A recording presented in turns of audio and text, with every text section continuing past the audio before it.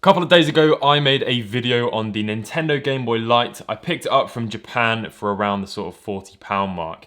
I thought it was going to be a fixable console. Unfortunately, it turned out just being pretty much near impossible to repair. A lot of you suggested leaving it in vinegar and maybe trying an ultrasonic cleaner. I tried both of those things, and needless to say, it's still absolutely knackered.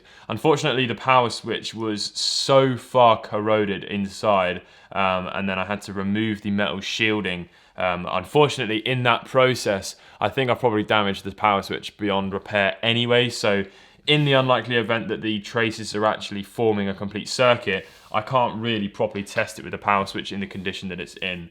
Corrosion is just an unfortunate part of retro consoles.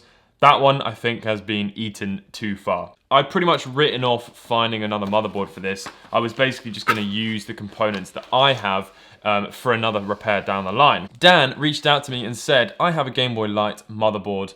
Would you like me to send it to you? And I said, oh my God, Dan, thank you very much. Yes, I would absolutely love that. Here we have the GBL Mobo. Now I'm gonna have to open this upside down because my address is on the front. Look at what we have in here. So inside this little package, we have a couple of Game Boy stickers, which are absolutely dope. I mean, I don't know who's done these, if he's made them or where he's bought them from, but they are awesome. I freaking love them. I'm gonna stick them on my laptop, that is for sure. Here is the stuff that we require in order to fix the Game Boy Lite. So in here, in fact, there's a fly in here, go away. We've got all of the replacement screws and membranes, which is really good because if you remember, the screws in the Game Boy Lite video I did were corroded beyond repair as well. And here it is. Okay, so first thoughts are this looks to be very good. It's a little bit dusty, but that's okay because all we gotta do is just take a brush, preferably your girlfriend's, just to annoy her a little bit. Sorry, Emily. Dust off all of the dust on it. Next thing to do, grab a little bit of isopropyl, put it on a cotton bud or a Q-tip if you are that way inclined. And we shall go over the contacts and we'll take a nice big drop of the isopropyl alcohol. Oh, and I dropped it on the motherboard, that's all right.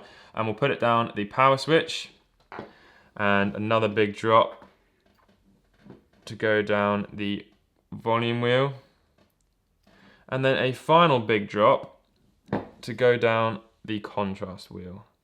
Just get it all in there, really nice and wet inside there, and then just move it around like that, and that will just clean the contact. Now the real selling point for me with this Game Boy Lite is the fact that it is completely paintless, besides this one tiny little bit of paint up here and also behind the label. Now that I really liked. Also the paint underneath the sticker, I don't even know how that's possible, has come off. So this is going to be a one-off brown Game Boy Lite, which is just beast. Pop this down inside here, like that. Okay, next up, let's use his buttons because they look in way better condition than my ones.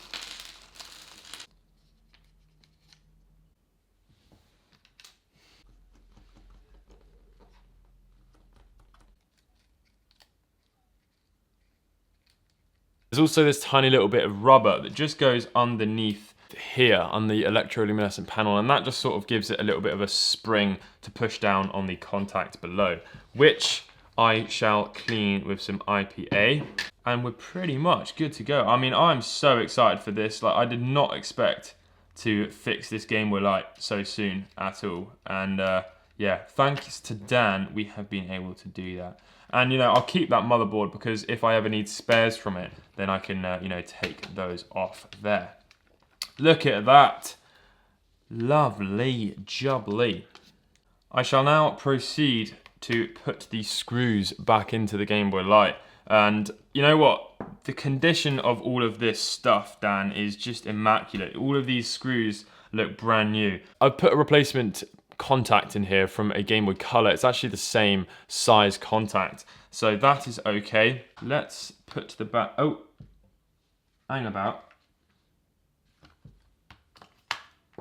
Oh, would you look at that? So I've just noticed that the Game Boy that Dan has given us is missing the spring contact to go on this side of the battery here, the negative side. So what I shall do very quickly is desolder this one. It's got a little bit of corrosion on it, but I'll be able to clean it up. We'll desolder this one and put it onto this one.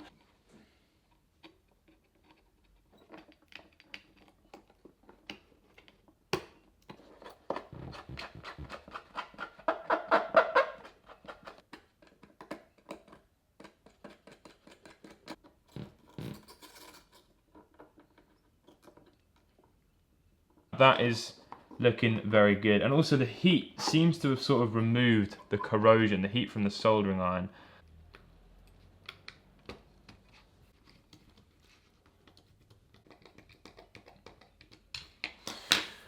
Okay, this is it. This is it. This is the moment we have all been waiting for. Put the batteries in. And 3, 2, 1.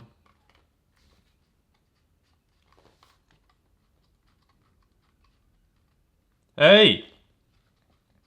Well, there's our...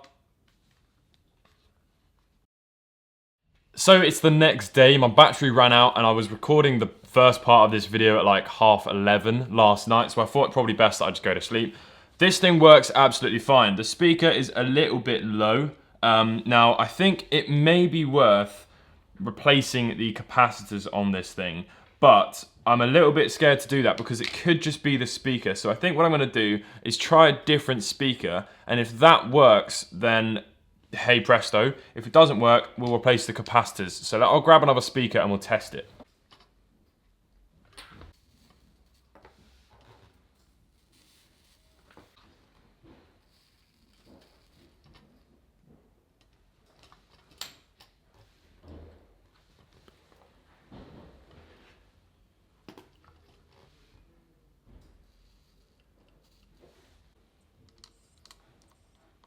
Really, really quiet. Can you hear that? You probably won't be able to hear that. Super quiet. Right, so here's what I'm going to do then. I'm going to desolder all of the capacitors from this Game Boy Light motherboard. I would just use some brand new ones, but I think I'm just going to try and actually use the ones from here, because then it means that this one hasn't been a complete waste of money. There's no corrosion on the pads at all around the capacitors, so I'll desolder every one of these, pop them onto here. Bob's your uncle, we should be good to go.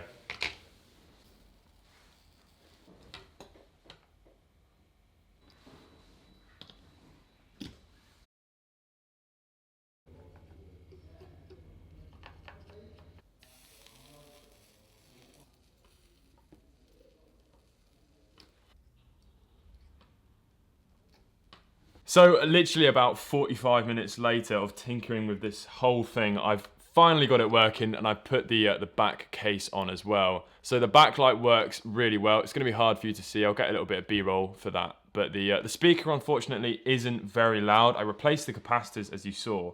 Also replaced the speaker. But yeah, let's have a quick go then at Bomberman, because that's just a classic. So yeah, as you can see, all working very well. Very happy with it because, yeah, as I said earlier, I didn't actually expect I was going to be able to get this Game Boy working anytime soon. I thought I was going to be, you know, looking for a replacement motherboard for some time. But no, big thanks to Dan again for hooking me up with the replacement board. It looks awesome. Definitely looks very unique. This will probably be my, you know, carry round play unit, because I don't really have to worry about it getting damaged, because it can't really get any more damaged. Hope you guys have enjoyed this video. Thanks again to Dan. I'll catch you in the next one. Peace.